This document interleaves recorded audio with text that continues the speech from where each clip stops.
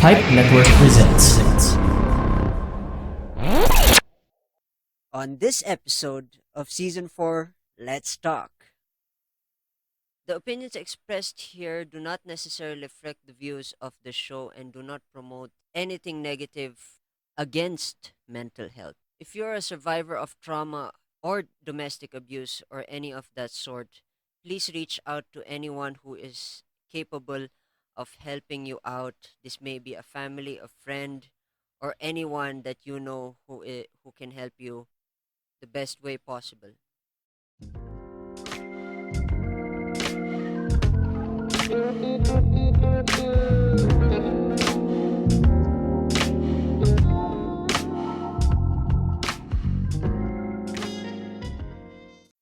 Hey folks, welcome back to the Rajiv Show, and I'm your host Rajiv Doreswamy.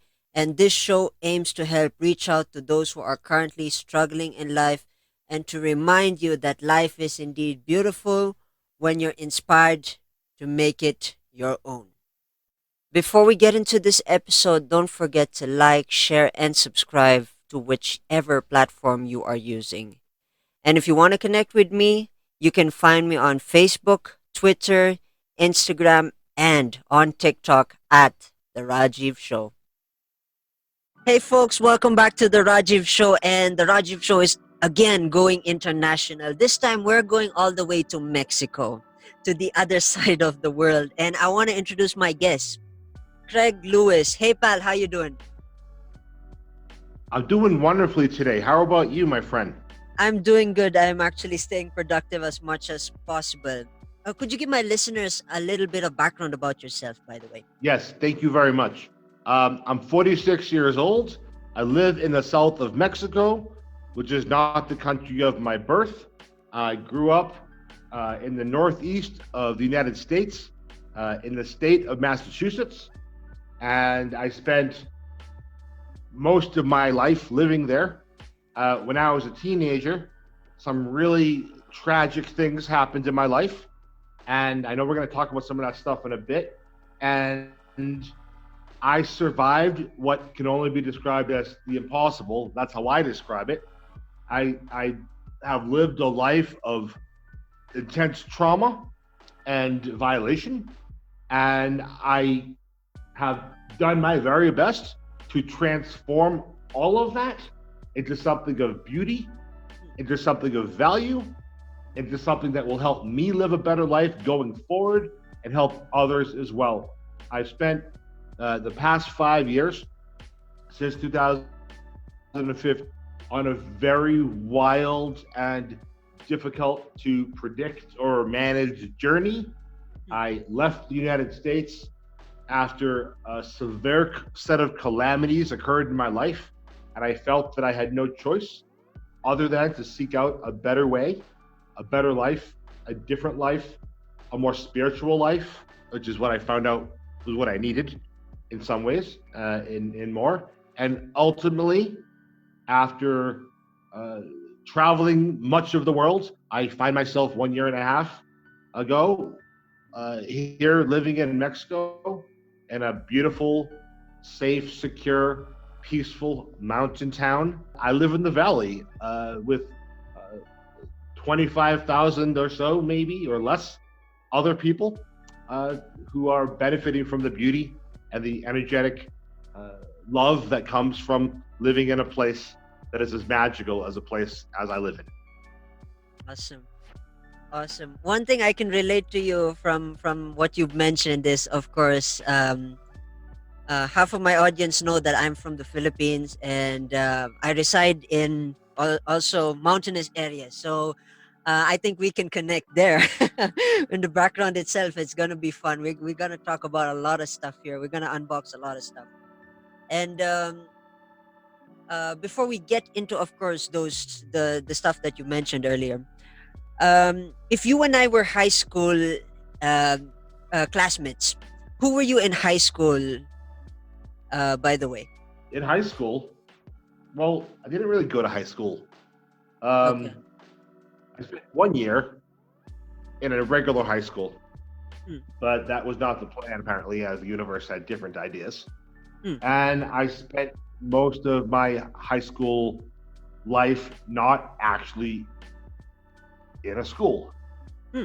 More like I was incarcerated in different sort of places that I was not being treated very nicely, and I was in like places for young people with different kinds of life experiences, if that makes sense. If you knew me when I was ages 14 to 18, which in the United States is usually the ages of a person who goes to high school, which you have a 12-year system, public Yeah. system. You had first grade to 12th grade, then you graduate. Yeah. If you knew me during those last 4 years of my education, um, you would have known somebody who was pure in their heart, who Hmm. was honest, who was accepting and willing and loving and and excited about things and believed in the prospects of good living and good life and good connections. And well, at the same time, that young teenager was being abused in so many different kind of unpleasant ways at home behind closed doors that nobody really would have known who I really was, Hmm. including myself. And so, um, but I know who I was because I know who I am today, and I made a very conscious decision that I was no longer going to allow what happened to me to define me. And so the person I was in high school, deep down, is the person you're speaking with right now. That's the person you would have met if you were my classmate when I was in high school, because you're meeting them right now. I've noticed that your vibe and there's one thing that peeked out from all the stuff that I've learned from this conversation is that I noticed that you emphasize a lot of positive thinking, and I even before this conversation started, I noticed that I love the fact that you have you mentioned that you've gone through far more worse, but still look at it as an experience, but then take the good side of it, which is kind of an interesting outlook. I've met a lot of people who see things in the negative sense and make it bigger, that rather than it is being a small problem, easy to solve kind of situation. That's really interesting, I gotta say. And I think you've earned my respect in that regard, because yeah, going through that phase is one of the hardest. And I can't imagine how hard it is. From from from my perspective, I do I do want to pay my respects to you, and for the fact that you're still here and you're still fighting and you're still being strong. That is one thing that I gotta say. More power to you, pal. I gotta say. Thank you so much for your beautifully sensitive validation of the experiences I shared with you and your listeners right here, right now. I would like to say that um, uh, it's been a it's been a learning experience to be able to be this way, Hmm. and I am not uh, into the what people call toxic positivity. Hmm. Uh, there's a lot of people who have questioned me about this stuff Hmm. because I think it's too much for some people to if you I'm going to try to say it this way. Hmm. If you haven't found yourself in a situation where unless you find a way to have some sort of moments of inner peace, Hmm. nothing's ever going to be what you deserve it to be. Like all the love in the world and all the beauty and all the everything that like we all are worthy of. If you recognize within yourself that you only have one option here, Now, Hmm. we always have more than one option, but you only have one option to have what you really deserve in this world. And that option requires paying the consequence for choosing to be okay. And there's a lot of power in this world Hmm. that is threatened by the concept that I also like live, breathe, and walk this concept. It's not Hmm. very easy for people who have, for different reasons, live in fear of what happens if their realities cave in. I had my reality cave in, and then I landed on my feet somehow because I always knew something was worth living for, and to find that truth. There's a lot of people who are threatened Hmm. by the prospect that you don't need Western medicine and all this sort of, highly educated, like philosophical, or medical, or like all this like highly valuable education to then go out into the world and help people. Hmm. Because I'm the product of somebody who was harmed by people with extremely high education. That's it's a very interesting place to be in my shoes, Hmm. because in addition to living this very strange reality, additionally, most people can't fathom the depths of what I've experienced because it's not part of the narrative that's acceptable Hmm. in our world of people who are dealing with ups and downs, and we encourage people to go seek out help, to seek out support, and and what happens if the people that are supposed to be helping you do the most terrible things to you? The world doesn't have a space. Well, it's changing, but there's no real platform for somebody who has a beautiful heart, who wants to share beauty with the world, but also has been harmed so dreadfully by people with lots of power who Hmm. also benefit from people remaining not well. And I don't know if like I'm talking too cryptically here, but I don't mean to be, but I'm trying to like add to the foundation of this beautiful discussion we're having Hmm. without going certain places of discussion. And Yeah. so hopefully it's understood enough. And the last thing I wanted to say is that although I have survived some traumas in a compounded way that any one of which would be brutal and incapacitating. And even as I've survived multiple compounded, incapacitatingly devastating traumas, it doesn't in any way take away from anyone else's experience, even if their experience is maybe less brutal as mine, Hmm. and that we can respect everybody for knowing what they know and experiencing what they experience. And in fact, it's been quite a challenge for me to accept the terminology or to accept the response to me, the reflection to me from others that Hmm.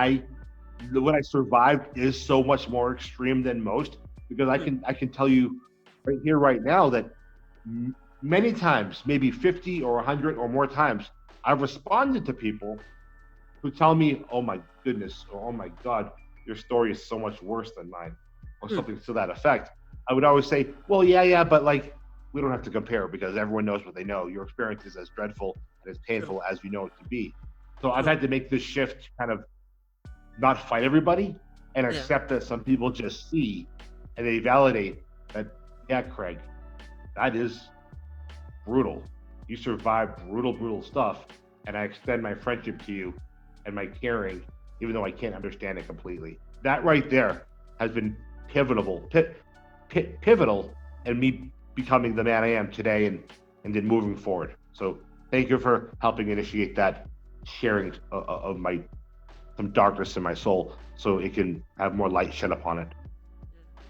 It's very powerful. I mean, I do agree. I do agree to a certain degree that the people that reached out to you, I do agree that it's much more different. In one way, I do want to know a little bit of a story, perhaps that that could paint me a picture because I'm a visual guy. I hope you don't mind if I ask a picture of the most pivotal moment where you've decided enough is enough, and you've decided to be on your own way and started the journey on your own. Because uh, this conversation, I've never expected that it would be in deeply rooted to one of my favorite topics, which is philosophy. And I'm a big philosopher. I'm a big thinker. It's funny thing about me. So I'd love to get to know the experience, and I want to learn and understand. I'm sure you have had like two or three or 10 back and forth moments, and then I just want to know which one is the most pivotal portion where you said enough is enough and I'll be on my way to do what I want and take control of my life. I do. I'm gonna have to say, because it's fresh in my mind and I'm living it as we speak, Hmm.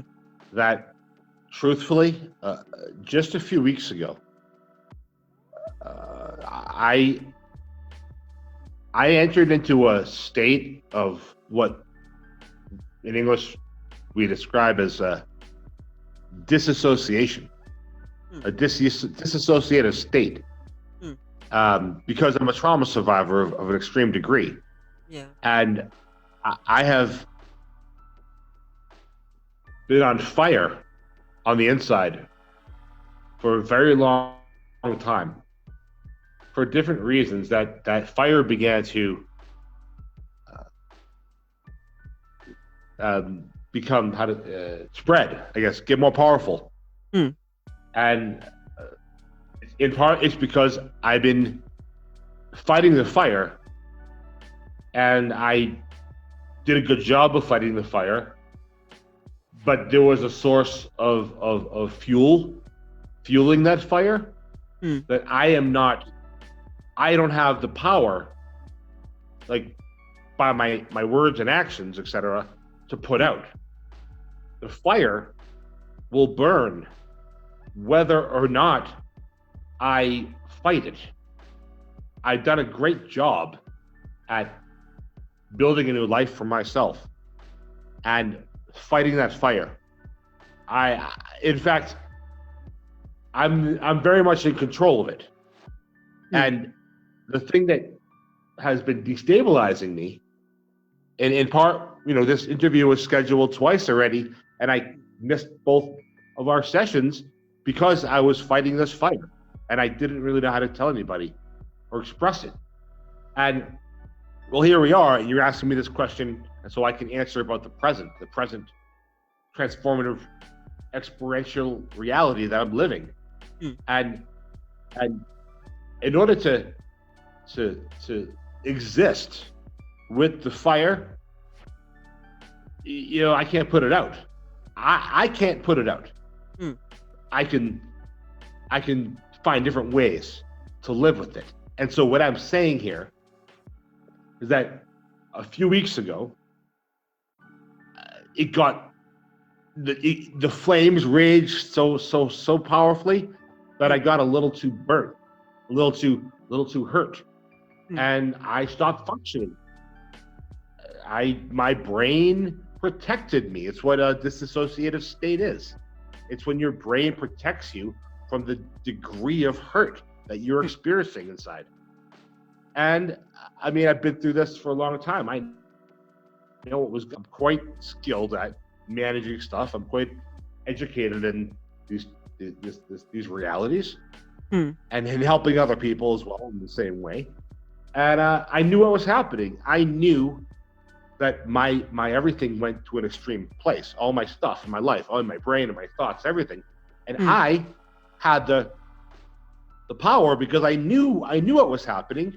I knew my brain was protecting me from like all this darkness within me that I was experiencing, feeling, coming out.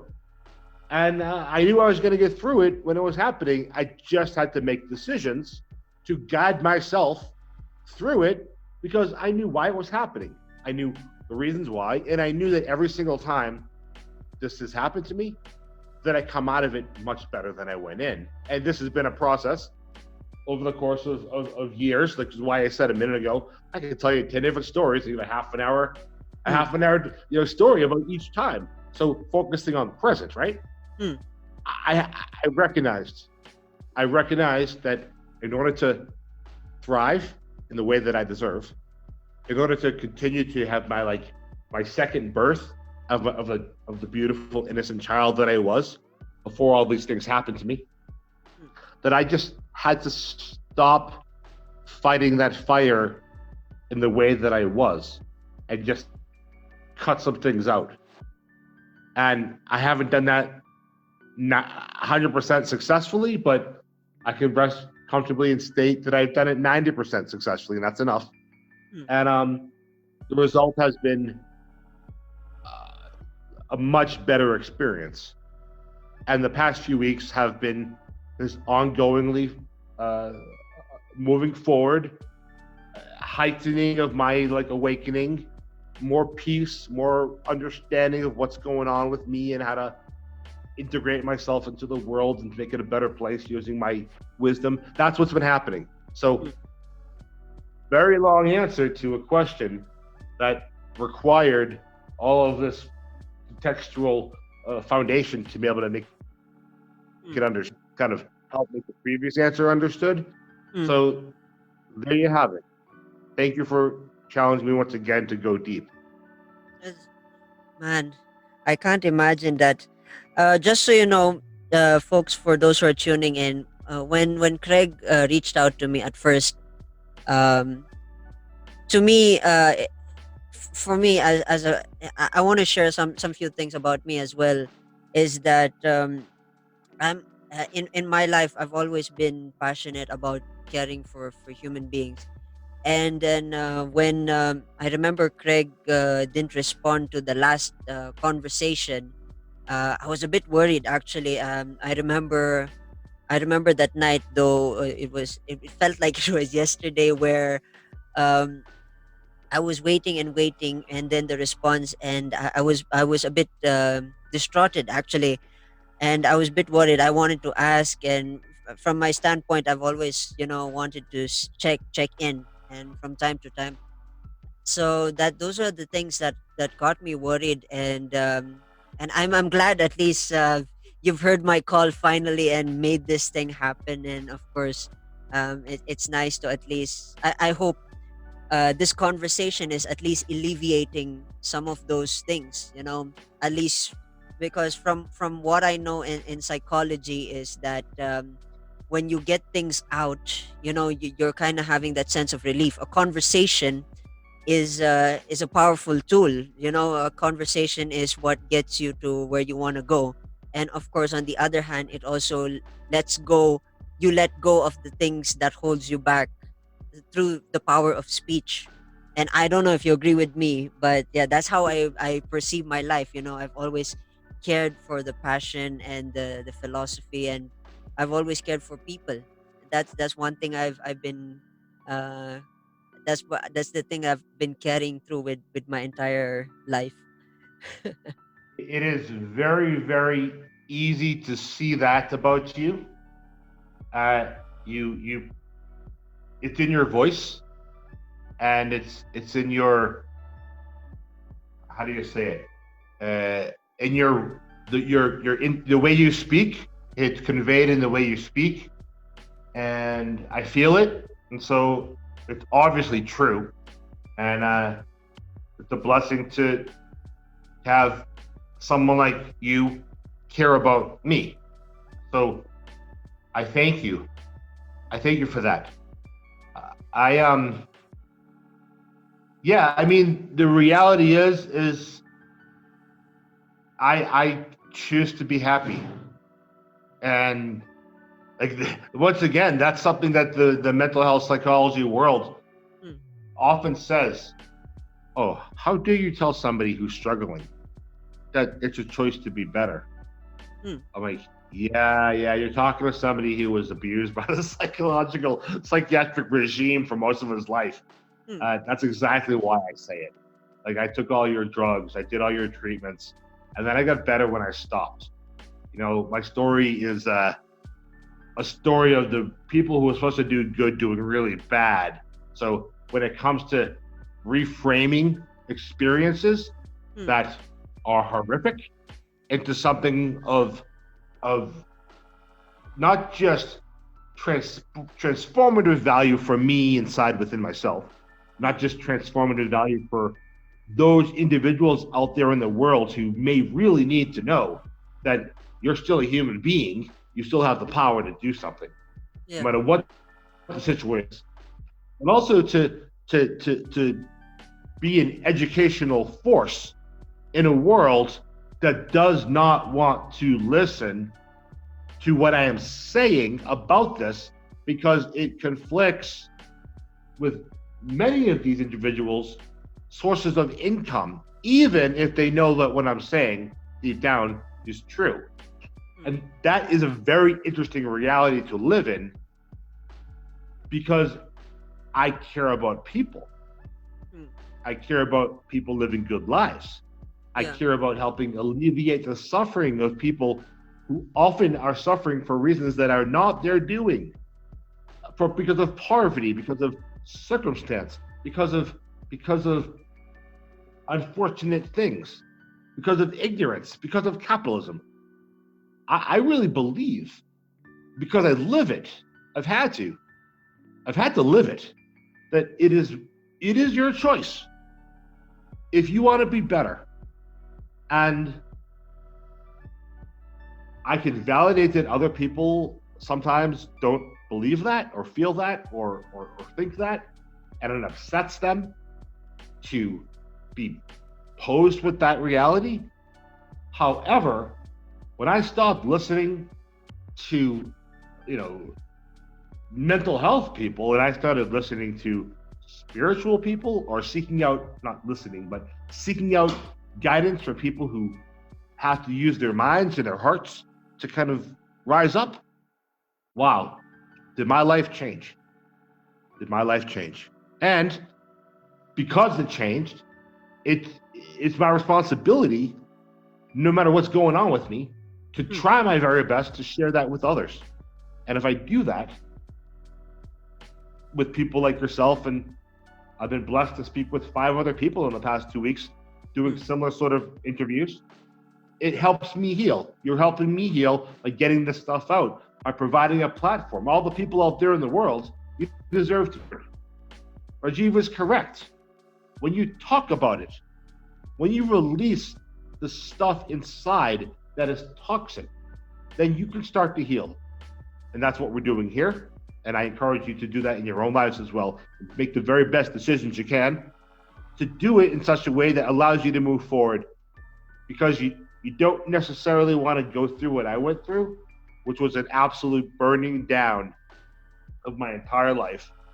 And unless you're a person like me, who when he burns down to the ground is his own fertilizer somehow, and then Hmm. sprouts anew once again. So, however this happened with me, I'm certain that it can happen with you as well. So take that and run with it, because it is true. Wow. I mean, there's so many things that I really want to ask, because this experience, this conversation has taken the um, this actually, for me personally, it's taken a whole dimension of questions and things that I really want to ask you. And uh, but before we do that, I hope you don't mind. Let's take a little bit of short break. Folks, for those who are listening, we're just gonna come back. We're just gonna have some few short messages. Do you want to get great deals? Go to Pipe Marketplace. Visit pipenetwork.co/marketplace and use the promo code TRS to get exclusive discounts. Chat with them now. Basta Podcast, Pipe yan. Hey, man here. Are you an adult? Okay, how about a growing adult? It's a kid or a kid at heart that is open to learning and change. If that's you, then check out Mabuhay Maxima on Spotify and other podcast platforms. See you there. Hey folks, welcome back to the Rajiv Show, and my guest again is all the way from Mexico, Craig Lewis. And our first half of our conversation, it was really eye-opening, and this is the first very close to my heart. It's very emotional because one is um, the things that my guest has gone through is it's a rare, it's a rare occasion, and it's a rare feeling. I mean, it's a rare feeling to ever come across such traumatic experience and to share with it and to open. And I hope this is reaching out to those who are, as my monologue says, I hope this message is reaching out to those who are currently struggling in life and to remind them that life is indeed beautiful when they're inspired to make it their own. And we're gonna talk about, we're gonna change it up a bit. We were talking about philosophy and trauma. Now we let's talk about the book.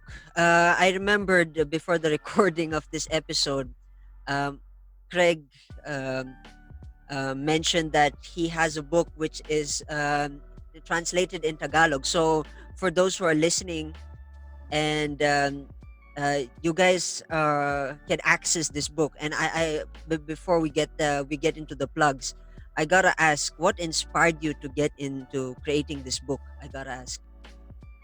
It was an internship project when I first went to school in 2006. When I first began to take control of my life, I went to become educated in becoming a mental health worker, meaning that I could speak openly and about my personal experiences with living through trauma and mental health challenges. And as part of my internship program, I had to create something that would benefit the people at the rehabilitation center that I was working at.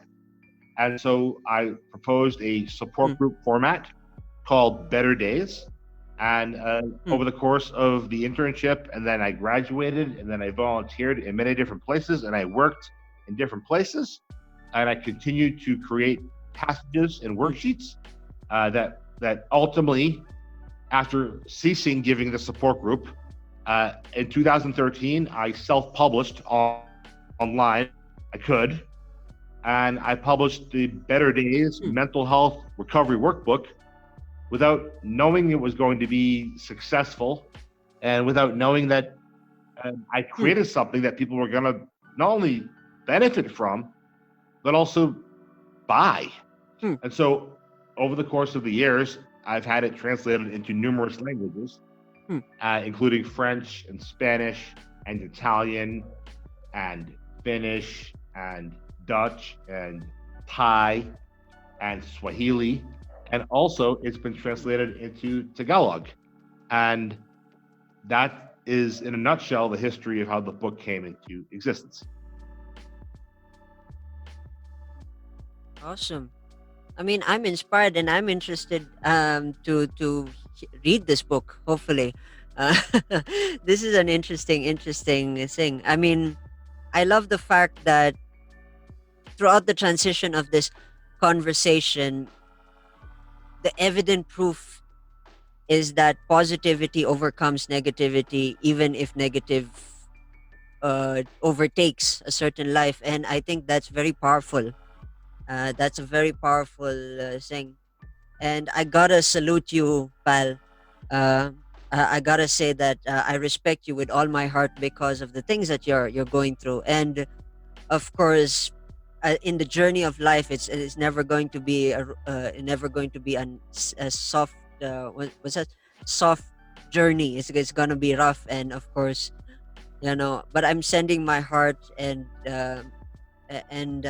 my respects and my love for you for doing what you do, and you know yeah, I mean, I'm proud of the fact that you're reaching out and doing mental health, and it's quite kind of interesting. It's a quite an interesting correlation because mental health that you've highlighted has a lot to do with what we are going through. Prior to this recording, we're all going through a pandemic, and all of us are advised to stay at home here in the Philippines, of course, in America, and it's almost all over the world. The cases are going up, and people are becoming relentless, especially those who are saying. And I hope this book hits um, those types of people who deserve to read this book and hopefully be inspired, like I said, to reach out and change Thank lives. you. One more thing before we end this conversation. um, I'm sure uh, from all the stuff that you've been going through and all the stuff that you've been promoting and the stuff that you've been advocating, I'm sure you have some projects to work with. I gotta know what is the future of Craig Lewis. I want to Thank know. you. Please do let us know, the Thank you. listeners. I'm about to publish in December in English the Craig Lewis Guide, The Impossible, which is a workbook. So it's passages and worksheets and some poems and some other stuff that's cool. And it's based on what I've had to do and how I've learned how to be happy and be okay over the past 5 years of having my life burned to the ground and then become what I am right now. And so that's going to be published in December. And anybody out there listening who wants to connect and talk with me about the Better Days Mental Health Recovery Workbook and all the different languages that it's available in addition to reaching out to me and letting me know if you speak a language that's not one of the 11 languages that it's currently available in, please write to me. The purpose of this book is to help people.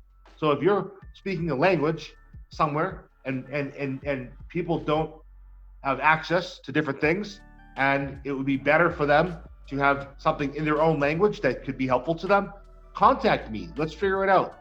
Let's find a way. And the same goes for my new book. If you want it in your language, contact me. We'll find a way. It'll be an absolute privilege for me to connect with people, have them connect with me, and have my beauty, have what I've learned, live on in the lives of others as they do their very best to make their lives better, to benefit their communities. That's what this is all about for me. And so thank you for the opportunity of sharing this with you. Thank you, Rajiv, for including me here on your podcast and helping me with a platform to connect with all the amazing people that you're networking with around the world. So thank you. Respect to you. I love how you connected that to social media because we're already in that portion.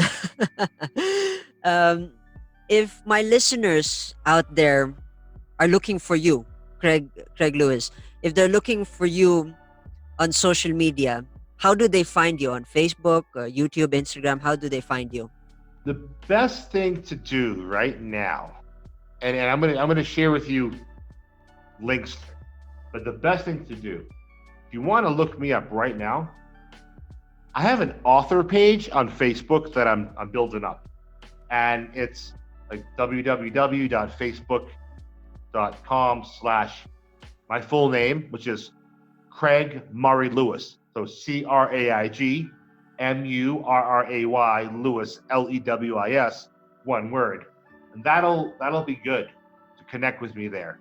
Additionally, please write to me at my email address, punxinrecovery@gmail.com, punx.in.recovery@gmail.com. And you can also reach out to me on WhatsApp, 52-777-188-5400.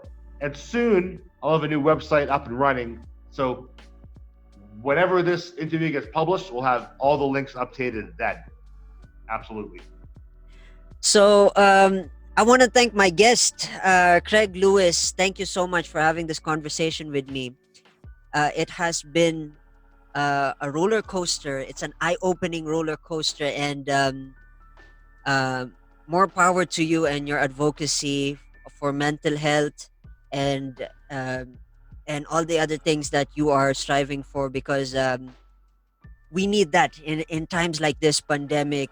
You know, we need positivity. We need to think positive. We need to always live. We always need to live life to the fullest. And I think your story to me has been inspiring. It's taken my heart, and I hope it's taken my listeners' heart. And I want to say thank you for being a part of the Rajiv Show. Thank you for your kindness, for your beauty, for your friendship, for your sincerity, for your empathic nature, for sharing with all the people around the world your brilliant beauty from within for the benefit of all. Thank you for allowing me to speak and share and connect. And thank you for blessing my life with all that you have to offer. And I'm so absolutely grateful for all the beautiful people out there in the world who will be touched by this recording. And I ask that anybody who wants to make the world a better place, that just choose to do so, and it'll happen. And so thank you to you all. I love you all. Be safe, be well, and just a huge hug from the beautiful spiritual heart of Mexico. And with that in mind, I hope my listeners enjoyed this episode and, as mentioned by my guest, was inspired. And folks, I will see you in the next episode. Cheers.